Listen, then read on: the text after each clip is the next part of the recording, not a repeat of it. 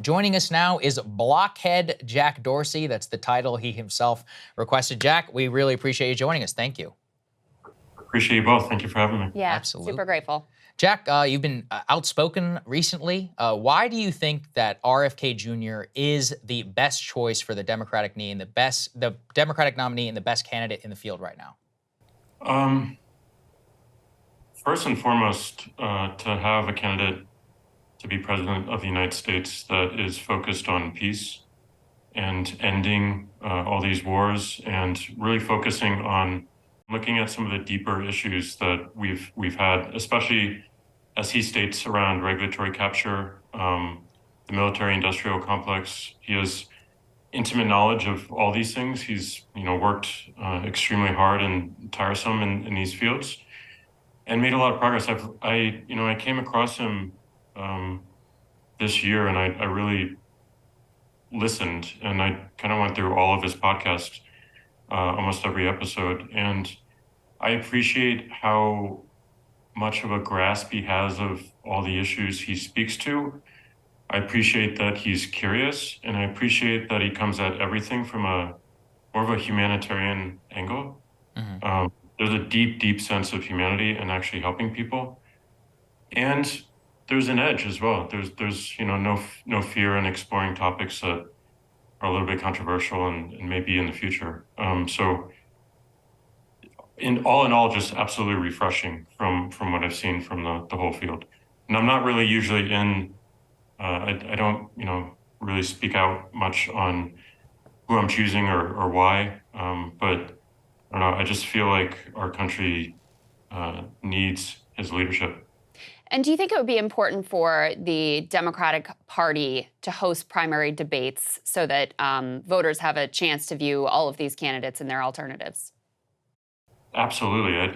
It would be silly to not have open debates, to not have open primaries, because it feels like hiding, or everything is planned and already determined. And I don't think that builds trust. And right now we need to build as much trust as possible, open up and be as transparent as possible, and really let the people see and decide for themselves.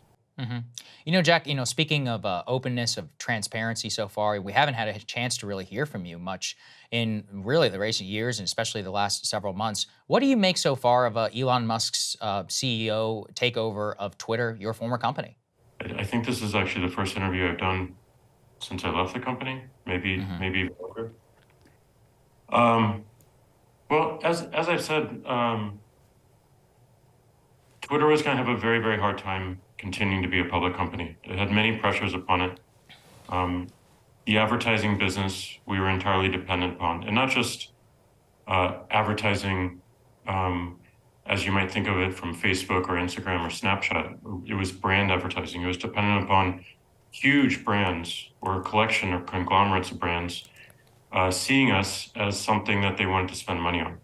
And because we were so small relative to our peers, if anything happened in the market or with them, they would instantly pull away from us. Snapchat was included in that bucket as well. And they would retreat to the larger ones like Facebook and Google. Because we were a public company without any protections, we had no dual class voting setup. We were open to activists coming in. In fact, we had an activist coming into our stock. It's hugely distracting and really, really challenging to build anything at all, and to actually build something that you have to take some risk upon, because you have the pressure from these advertisers and all this revenue suddenly going away if you make a decision they don't like. Right. And at the same time, if that happens, then the stock has an issue and activist comes in and it's a death spiral. So the only path to me was to take the company private. And Elon is our number one user. He's our number one customer. He understood the platform deeply, and he's a technologist and he builds technology. So at the very start, I was hoping for years that he would, and I asked him many times to join our board at least. But when he decided to make a bid for the company, or join the board and then make a bid for the company, was it felt great. But as you all remember, that's the time when the market crashed, especially for advertising companies like ours. So if we Sure.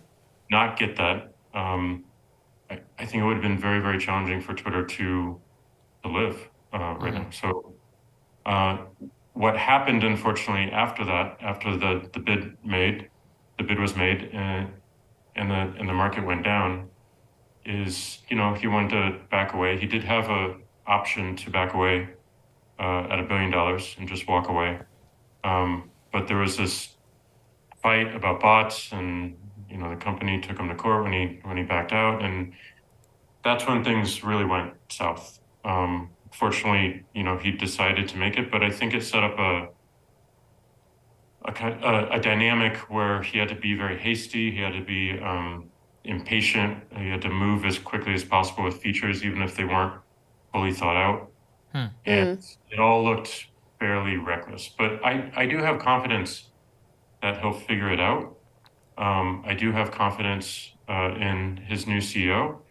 And I own 3% of this new company, so I'm supportive. I have questions about certain things, and I have questions about the long-term aspects of free speech on a corporate-owned platform, no matter who the owner is. Yeah. But those are solvable. Speak to that piece. First, specifically with regard to Elon, do you think he's lived up to his own free speech commitments on the platform? And then what do you see as the tensions between a free speech commitment and a for-profit company? Well, it depends on where you want the free speech, because we were more, ideally going for a global appreciation of free speech. And free expression itself. And Elon took on a principle of anything that's allowed by law on the platform, which sets up a dynamic where you have countries like India and Turkey who made many requests to us back in the day to take down particular journalist accounts or give contact information and remove them from the platform. So I think it's easier to do in the US, but at the same time, you are dependent right now upon a advertising model, and the advertisers can do things like boycott until policies are changed or actions are taken.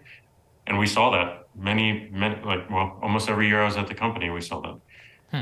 So my one goal before I left the company was to shift away from this dependency on brand advertising and move to different lines of revenue. And Elon has started with that, and I think that will help the cause of being a platform for truly free speech.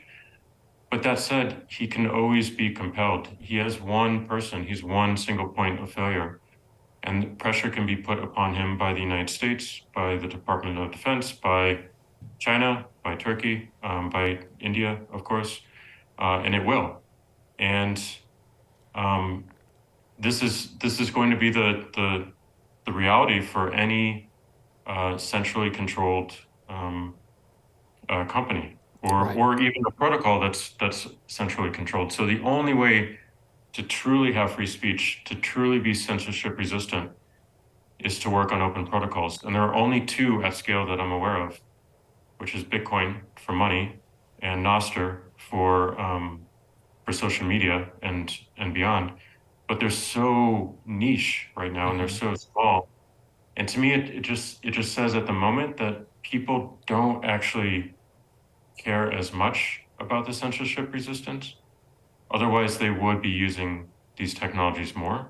And maybe there's not much of a need just yet, and certainly the accessibility and the approachability of these systems is rather arcane for all people in the world, but that will change. So I think we'll see how important censorship resistance truly is to people when some of these issues come up in the future. And it's no fault of Elon, no fault of anyone at the top of one of these companies. It's just impossible to avoid not having to take actions when there's a particular entity, be it a government or your customers, requesting that you do something or they leave. Right.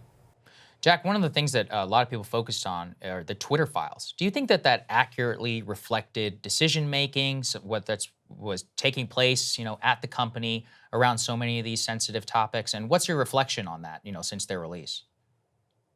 I wish that the full corpus of the emails and all the information was released, so that more journalists and everyone in the world could see everything. Because I think there is some context missing when you Hmm.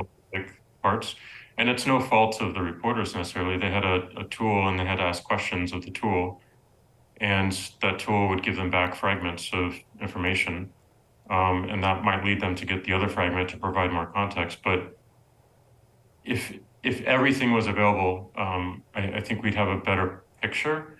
Mm. I think the company, you know, my leadership style in the company was just to trust our folks and that they were doing the right things. There's a lot of stuff in the Twitter files that, I never saw, because it wasn't at that level.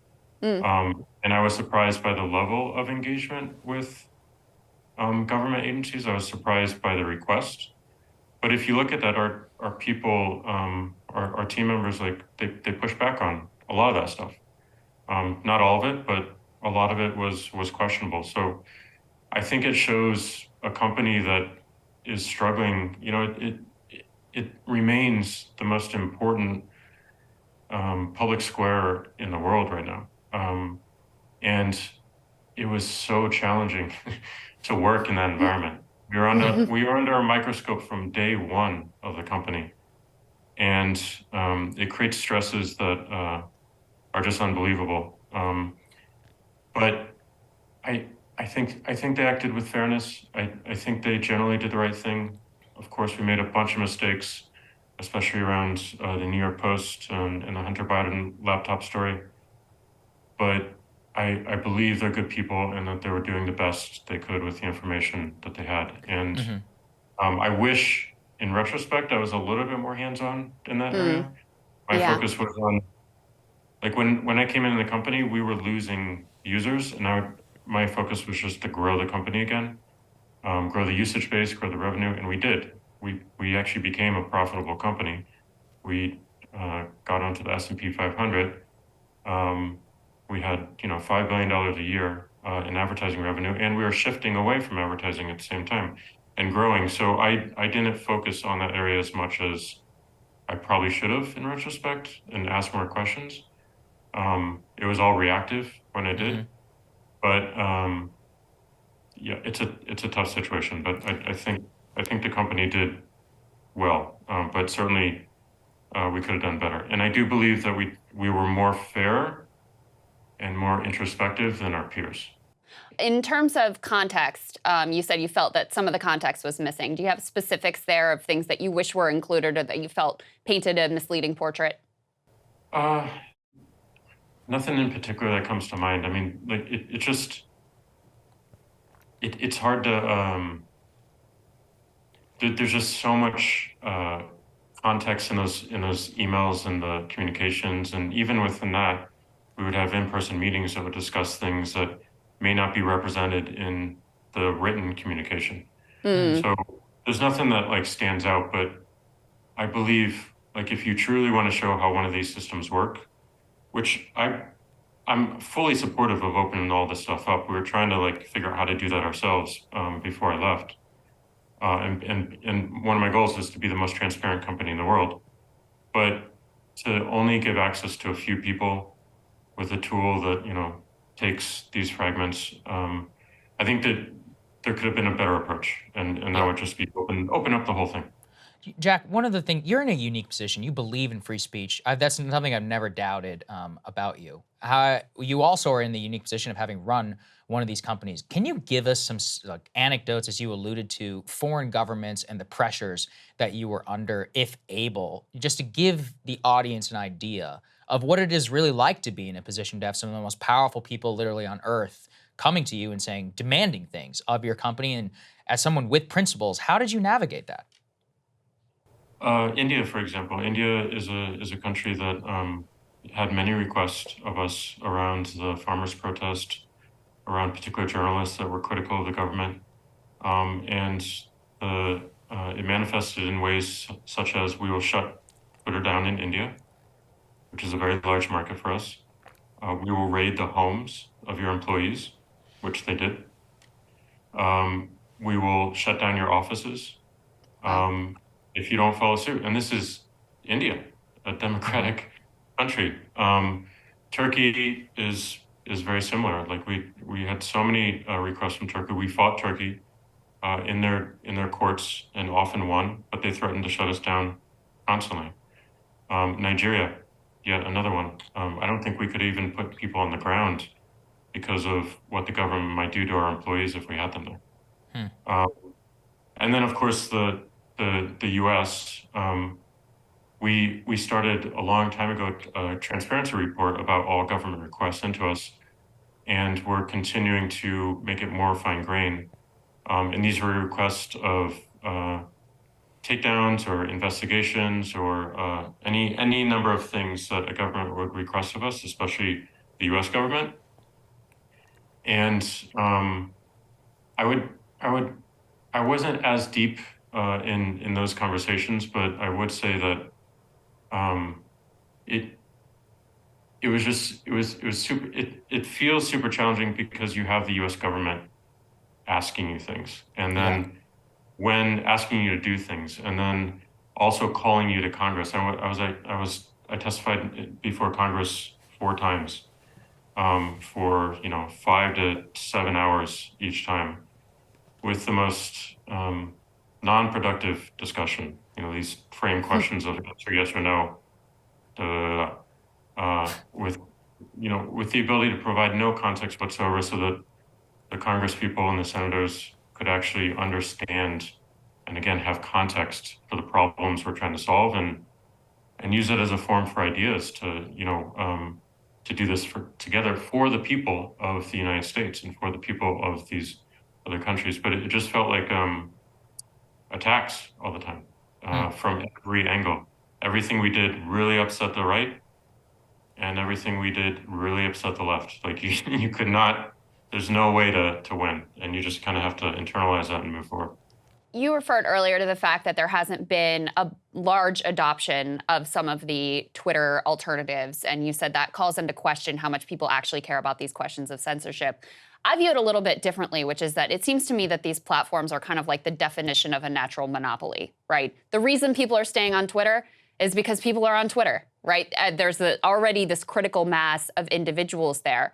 So given the fact that, first of all, I would be curious if you agree with that assessment, that they're sort of natural monopolies because the value comes in having the sizable social network. Should they be regulated then more like public utilities, which is the other sort of famous example of a natural monopoly? I think natural monopolies happen for a time, but they're easily disrupted. I don't think it's as challenging as one would think. I mean, Twitter has only been around for 17 years, which seems like a long time, but there was a MySpace before that, and a Friendster before that, and a Usenet before that, which was completely decentralized and unknown by anyone. I don't think more government regulation is necessarily the right answer to ward off the monopoly aspects or fix some of the issues. I think having an open protocol that no one actually owns, and governments and corporations can't bend to their will, is the most important thing that allows for the most creative solutions to all the problems we see, including protecting freedom of speech and including providing safety for folks who want it. And my hope is that as we build these technologies like Nostr and Bitcoin, that a company like Twitter adopts them, because it removes a bunch of the liability they would have otherwise. And they can build phenomenal businesses on top of it. And to prove that, you see what Google has done with the web. They used an open protocol, built a phenomenal business. They built a phenomenal business on Gmail, which is an open protocol for email. There are real opportunities building on open protocols where at the same time, the foundational aspect of it, the foundational layer, that people own, and a company can't bend towards its will one way or the other. Jack, what do you think about AI regulation? You're a technologist. Do you think we should have regulation? Do you agree with Elon and others who want to shut it down in the meantime to regulate it? It gets to some of the protocol discussion you're talking about right now. I don't believe pausing AI is realistic. We may pause it here in the US, but they're not going to pause it in China. Mhm. And I think there is a bit of an arms race in this space. Um, I I think regulation is needed. I don't think the regulators currently have an understanding of the approach. I'm hoping that they look more at the primitives of these technologies and not focused on driving particular outcomes of the Mm. technologies. Um, and I think the most important thing to me is that we have open source models. And I've critiqued Facebook and Mark Zuckerberg for uh, most of my career, and he's critiqued us. But I really respect the fact that he chose to open source his large language model, and that it created this entire open source ecosystem, building models that are now approaching the level of a ChatGPT and what Google is doing with Bard. I think that is absolutely critical that we all have access to these technologies and people can build on top of it and we can actually see how they work. So I think that's far more important than regulation. There's some dangers there that people, might take these technologies and build extremely harmful things. But that's been the case forever in open source, and we just haven't seen that play out because there is a balancing effect of people doing the right thing and looking at ways to protect the overall technology and ultimately protect humanity. So I think that the open source aspect has me the most excited about this.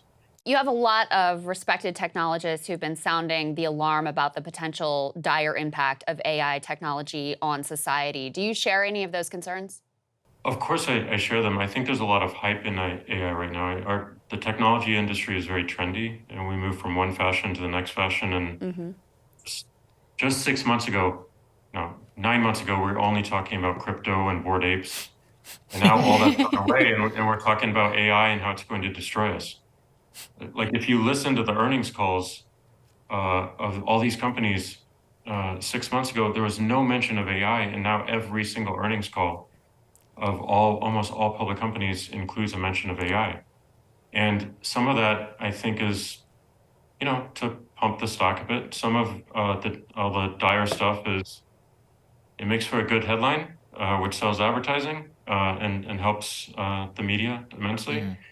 I don't think we're anywhere near the danger point, but certainly, like it is important for us to consider the potential harmful outcomes and have conversations about them. But I think the only way to do that is to really build it in the technology itself, Right. um, and that's why I think open source is so critical. Jack, what do you make of Meta's, foray into the headsets? We just had the release of the Apple headset. This type of technological advancement. What do you think about AR, VR, and the current push by these companies into it? I mean, it's obvious that it's going to happen. Like if you want to understand the future of any technology, just read science fiction. They're actually the roadmap writers, and it's obvious that like Snow Crash, this book from Neil Stevenson, is going to Yes. happen, or Ready Player One. Like now that we've seen it in a movie, like people want to build it, and I think they've propensity to be phenomenal for gaming. Um, I think it's an obvious user interface evolution. I'm super worried and concerned with how out of touch it might make people and how it distances us even further. I Mm. think another movie, Wall-E by Pixar. That's the future we're driving towards, with everyone in the floating chairs, drinking their food out of straws and constant 24/7 entertainment. And you can see that like the whole world is headed this way. And I want to believe that there's a different answer. Um, so I don't know. It, it's going to happen. I'm skeptical about some of the benefits, and I hope we have an honest conversation about some of the harms around more and more social distancing. I think there's been a huge increase both in research about harms of too much technology, especially on young children and teenagers. I think there's been huge interest from the public in how do we make sure that we still have, health, that we're touching grass, so to speak. And I wonder, Jack, how you think about those things, advice to parents, advice to people individually, how to sort of stay sane, stay connected, stay, living a fulsome and satisfying and thriving life as more and more technology invades the most intimate of our personal interactions. I do think it's important to find some sort of balance. I think with all technologies, when they first come out, we tend to overuse them and abuse them. And then we realize that we're doing that, and we look for, opportunities to move away from them. I do think the phone is a real addiction. I do think this generation of kids, I don't have kids myself, but just talking with my friends who are parents, a lot of them have made the choice to not allow any media, TV, or devices. Some have made decisions to allow everything because they're growing up in this world and they need to understand how to work with it. And others have found some sort of hybrid. I think if we see it as a tool to help us ask questions about the world, to build things, to make things, and not just pure consumption, I think it can be quite healthy as long as you are finding balance elsewhere. And I am very worried that there's not a lot of emphasis on finding that balance outside of the moment. Right. And we've become so dependent. You go to any restaurant these days and you see couples all the time, both of them are on their phones and a candle is in the middle of them. And it's just, we've definitely lost a lot of that opportunity for real connection. And I do think we should build technologies to suggest that people look up. Look up. That's an inspiring message. Jack, I know that you're a busy man. We just want to say we appreciate you joining us so much. It was a real pleasure talking to you. And I think a lot of people are going to get something out of this. So thank you, Jack. Great to talk to you. Thank you so much. Thank you. Yeah, it's our pleasure. Hey guys, ready or not, 2024 is fully upon us now, and Sagar and I have been brainstorming ways that we can really up our game for this critical election. Yeah, we rely on our premium subs to expand our coverage, to add staff, to upgrade the studio. We just want to give you the best independent coverage of this election, which is possible. So if you can help us out, become a premium subscriber today, breakingpoints.com, or the link is down here in the description video. It really means the world to us, and if you like what we're all about, this is the best possible way to keep us 100% independent, working only for you.